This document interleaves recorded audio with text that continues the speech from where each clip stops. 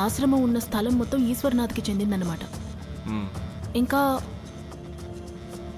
ఈశ్వర్నాథ్ తప్ప మిగతా 10 మంది ప్రధాన సేవకులు బాబా నిరాలాకి సింహాసనం ఇద్దామని నిర్ణయించుకున్నారు. ఈశ్వర్నాథ్ ఎందుకు ఒప్పుకోలేదు? హోటల్ సీసీటీవీ ఫుటేజ్ ప్రకారం చూస్తే మోహిని అరుచుకుంటూ బయటకు వస్తుంది. అవును. తన వెనకాలే బోపా వస్తాడు. తర్వాత కవిత ఒక రూమ్లోంచి బయటికి చూస్తుంది. తర్వాత భయపడి లోపలికి వెళ్ళిపోతుంది. అవును. వీటన్నిటికీ ఏదో ఒక లింక్ ఉండాలి. మోహిని ఇల్లు కొందాం అనుకుందని సోహిని నాతో చెప్పింది. సెటిల్ అవుదాం అనుకుందట. నతాషా, సాధు తన కలీగ్ దగ్గర ఈశ్వర్నాథ్ గురించి అడగమని చెప్పాడు కదా, ఏమైనా చెప్పాడా? అవును, నేను వెళ్ళి మాట్లాడాను. సార్, నూరేళ్ళు తనే ఫోన్ చేస్తున్నాడు. చూడు. నమస్తే సార్, బాగున్నారా? ఓకే, ఈశ్వర్నాథ్ అన్న పేరు మీద కంప్లైంట్ వచ్చింది అండ్ అతని బాడీ కూడా దొరికిందా? డెత్ రిపోర్ట్లో అడ్రస్ మెన్షన్ చేసి ఉంటారు. అది డెత్ రిపోర్ట్లో అడ్రస్ మెన్షన్ చేసి ఉంటారు కదా. ఓకే, మెసేజ్ చేయండి. ఓకే, అంతా బాగానే ఉందండి, తను బాగానే ఉంది.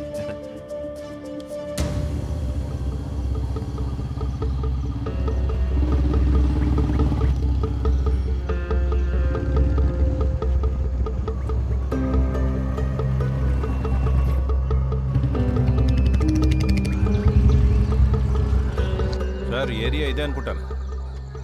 ఈశ్వర్నాథ్ గారి ఇల్లు ఎక్కడ ఉందండి? కొంచెం ముందుకెళ్ళాలి. అట? అవును. నంబర్ మ్యాచ్ అవ్వట్లేదే. ఇటు చూద్దాం. ఈశ్వర్నాథ్ అని ఎవరైనా ఉంటున్నారా ఇక్కడ? ఈశ్వర్నాథ్ తెలీదండి. లేదు, మాకు తెలీదా మీకు? నిజంగా తెలీదా? తెలియదని చెప్తున్నారు. సాధు. Yes sir.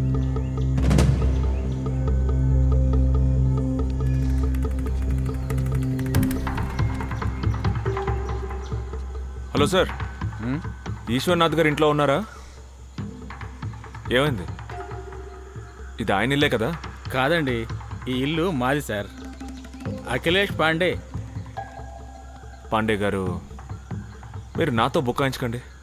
Municipal records, current bill ఇవన్నీ అతని భార్య పులోరిదేవి అనే పేరు మీదే ఉన్నాయి. అది ఇంకా ట్రాన్స్ఫర్ అయి ఉండదండి. అది కొన్ని సంవత్సరాల క్రితమే మేము కొనేసుకున్నాం. ఎవరి దగ్గర నుంచి కొన్నారండి మీరు? అంటే నా ఉద్దేశం, ఈ ఇంటిని రిజిస్టర్ చేసింది ఎవరు అని. అది నాకు గుర్తులేదు. అదేమిటంటే అప్పుడు మా నాన్నగారు దీన్ని కొన్నారు. కానీ ఇవన్నీ మీరెందుకు అడుగుతున్నారు? మేము ఈశ్వర్నాథ్ గారికి ఆయన ఫ్యామిలీకి హెల్ప్ చేద్దాం అనుకుంటున్నాం, అందుకే. అసలు మీరెవరు? మేము ఆయన స్నేహితులం అండి.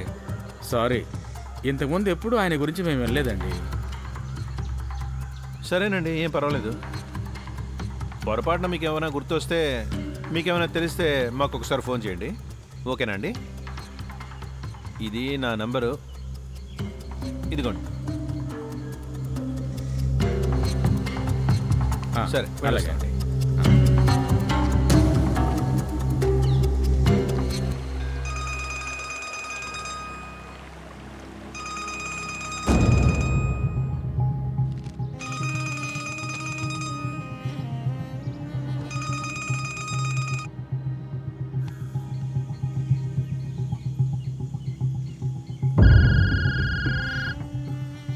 అంకుల్ గారు, నేను నీతో ఎన్నిసార్లు చెప్పాను ఈ నంబర్కి మాటికి ఫోన్ చెయ్యొద్దని?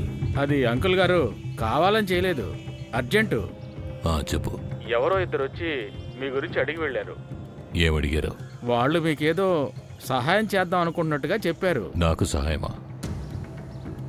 నాకు సాయం చేసేవాళ్ళు ఎవరున్నారు? వాళ్ళు చూడ్డానికి పోలీసుల్లాగానే ఉన్నారు. పోలీసులా? వాళ్ళకేం అవసరం? నా ప్రాణాలంటే ఒక్కరికి మాత్రమే ఇష్టం. వాళ్ళు ఒక నెంబర్ ఇచ్చేసి వెళ్ళారు. పంపించు.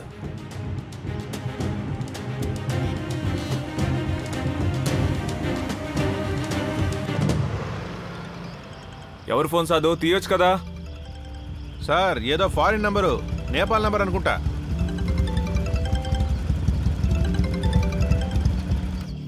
హలో. ఫోన్ తీయడానికి ఇంతసేపు ఏంటి సార్? నాకు మీరేదో హెల్ప్ చేయాలనుకుంటున్నారని తెలిసింది. సార్, ఆయనే ఫోన్ చేస్తున్నారు అనుకుంటారు. స్పీకర్లో పెట్టు. ఎవరు మాట్లాడుతున్నారు?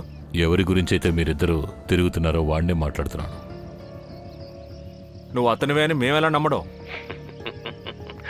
పాండే చెప్పింది నిజమే. ఖచ్చితంగా మీరు పోలీసులే. అనుమానం ఎక్కువ, ఎవరిని నమ్మరు. మీకేం కావాలో చెప్పండి. కలిస్తే గానీ మేము చెప్పలేం. మీ మంచి కోసమే కలుద్దాం అంటున్నాను. ఒక శవానికి మీరేం సాయం చేయగలరు? ఏ మీకు సనోబర్ గుర్తురాదా? పాపం తనెప్పుడు నాన్న నాన్న అని తప్పిస్తూ ఉంటుంది. ఎలా ఉంటాను? ఎలా ఉంటుంది? తల్లి తండ్రి లేని అనాథలా అక్కడ బందీగా ఉంది. ఏదో బతికుందంతే. ఒకవేళ మీరు మాతో చేతులు కలిపితే తనను మీట్ అయ్యేలా చేస్తాం. అలాగే, నేను నా అడ్రస్ మీకు పంపిస్తాను. మీరు మాత్రమే రావాలి. ఎవ్వరూ మీతో పాటు రాకూడదు. అలాగే. చూడండి. హలో. కట్ చేశాడు సార్. మా తనకి మాట్లాడేశాం. పదండి.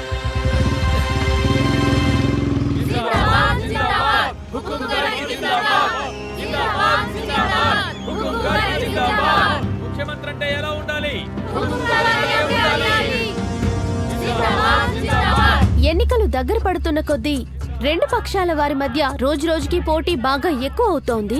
బాబాజీ గారి కార్యక్రమాల్లో సీఎం సుందర్లాల్ గారు లేకుండా జరగడం లేదు. హుకుం సింగ్ గారు శక్తి ప్రదర్శన ర్యాలీ అని ఒకటి మొదలు పెట్టారు. సీఎం సుందర్లాల్ గారు బాబా నిరాళ ఇంకా టింకా చేసే కాన్సర్ట్స్ ని ఆయన చేతుల్లోకి తీసుకున్నప్పటి నుంచి హుకుం సింగ్ గారు నిప్పులు తొక్కడం మొదలు పెట్టారు. బాబాజీ ఇంకా సీఎం వీరిద్దరి కలయికని వారు జీర్ణించుకోలేకపోతున్నారు. అసలు విషయం ఏమిటంటే, బాబా హుకుం సింగ్ గారికి సపోర్ట్ చేయకపోయినా పర్వాలేదు, సీఎం గారిని సపోర్ట్ చేయడాన్ని ఆయన తట్టుకోలేకపోతున్నారు. ఇప్పుడు మాకు మా రిపోర్టర్ అజద్ మిర్జా స్టేడియం నుంచి లైవ్ రిపోర్ట్ ఇస్తున్నారు. ఈ రోజు పరిస్థితి ఇక్కడ ఉద్రిక్తంగా ఉంది. ఈ స్టేడియం హుకుం సింగ్ గారు పార్టీ బుక్ చేశారు, కానీ హుకుం సింగ్ గారు కాదని సుందర్లాల్ గారు కార్యక్రమానికి అలాట్ చేశారు. హుకుం సింగ్ గారు ప్రొటెస్ట్ చేయడానికి రోడ్ షోని ఏర్పాటు చేశారు.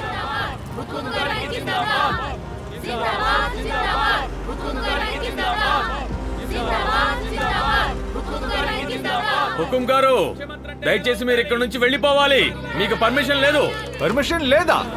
న్యాయంగా చెప్పాలంటే మీ సీఎం గారికే పర్మిషన్ లేదు. మీకు తెలిసే ఉంటుంది కదా, సీఎం గారిది బాబా గారిది కార్యక్రమం జరుగుతోంది. పోయినసారి జరిగిన ఉపద్రవం లాంటిది మరోసారి నేను రిపీట్ కానివ్వను, తెలిసిందా? కాబట్టి ప్లీజ్ కోఆపరేట్ చేయండి, లేదంటే మేము బలవంతం చేయాల్సి ఉంటుంది.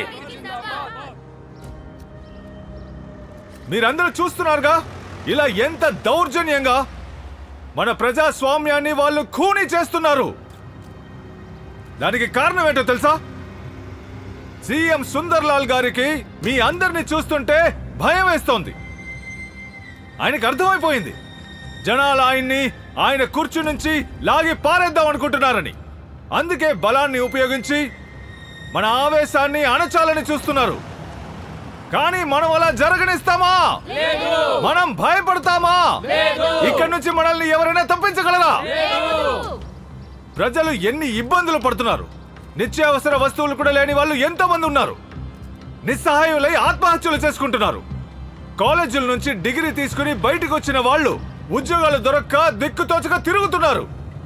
ఇలాంటప్పుడు మన రాష్ట్ర ముఖ్యమంత్రి గారు ఏం చేస్తున్నారు? బాబాతో కలిసి తైతక్కులాడుతున్నారు.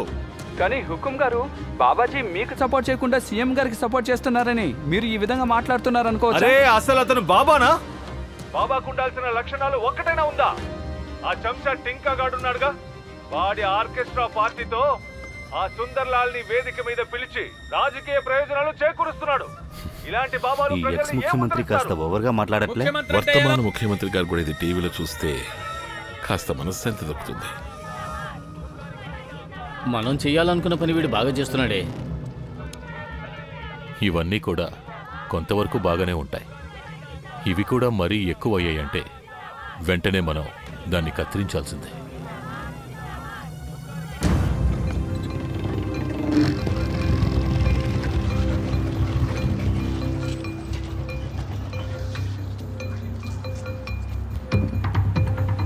సార్, నేను చూసుకుంటాను, మీరు వెళ్ళండి.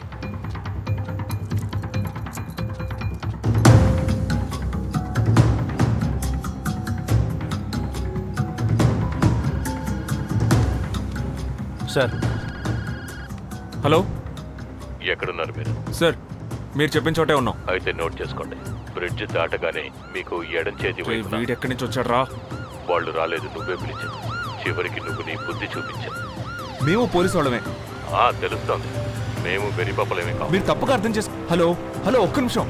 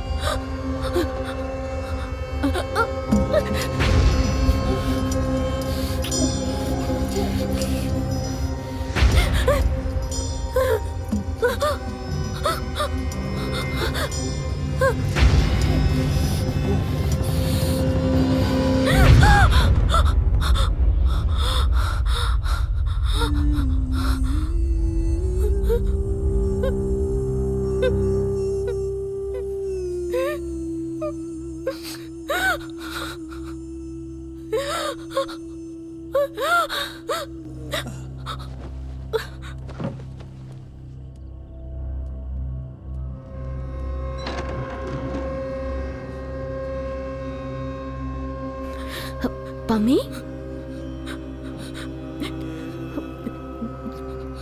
ఏమైంది పమ్మి? ఏమైంది? ఏంటి? నా రూమ్ లో నాకు చాలా భయం వేస్తుంది. ఇక్కడికి వచ్చేసావు కదా, ఇంకేం భయం లేదు. రా, నువ్వు నాతో పాటు నిద్రపో. రా పమ్మి.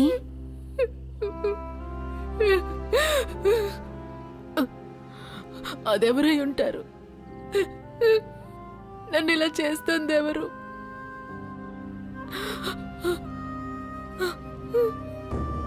ఏడవకూడదు. రా పమ్మి, నాతో పాటు నిద్రపో. రా, ఇలా పడుకో. దా, పడుకో.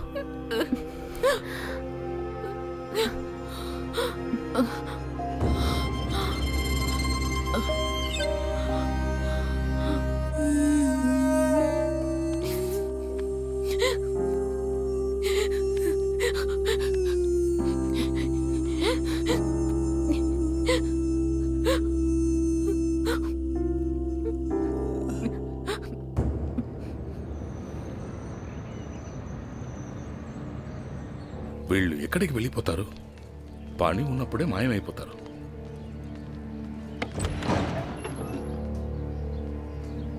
నువ్వు ఇక్కడ ఉన్నావా? ఇక్కడ పడుకుంటున్నావా? బాబాజీ హారతి సమయంలో నిన్ను పిలవమన్నారు. అలాగా? నేను ఆయన్ని కలిసి వస్తాను.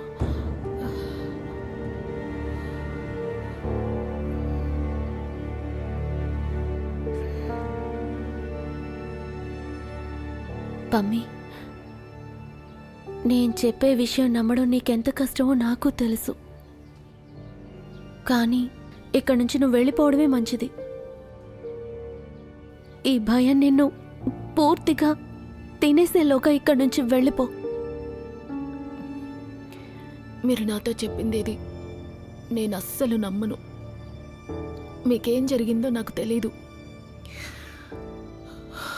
ఆయన నాకు భగవంతుడు.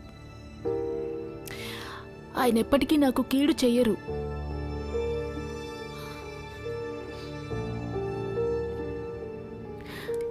నీ నమ్మకం నిజమైతే బాగుండేది. కానీ ఒక్క విషయం చెప్తాను. ఈసారి ధైర్యం చేసి కళ్ళు తెరిచి నిజాన్ని చూసే ప్రయత్నం చెయ్యి. మీ ఫ్రస్ట్రేషన్ని, నిస్సహాయతని నేను అర్థం చేసుకోగలను. నేను నిజాన్ని తెలుసుకోవాలనుకోవట్లేదని చెప్పట్లేదు. కానీ మీరేం చెప్తున్నారో అది ఖచ్చితంగా అసంభవం. బాబాజీ నాకు అన్నీ ఇచ్చారు. నాకే కాదు, నా కుటుంబానికి కూడా. అందరికీ ఇచ్చారు. పరువు, ప్రతిష్ట.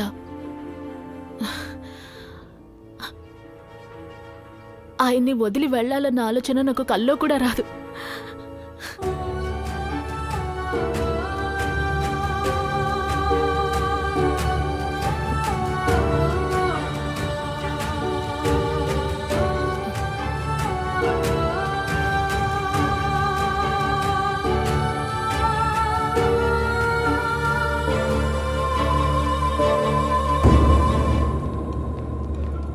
పమ్మి ఒక నిమిషం ఆగు. పమ్మి నేను చెప్పేది విను. కోపంగా ఉన్నట్టుంది.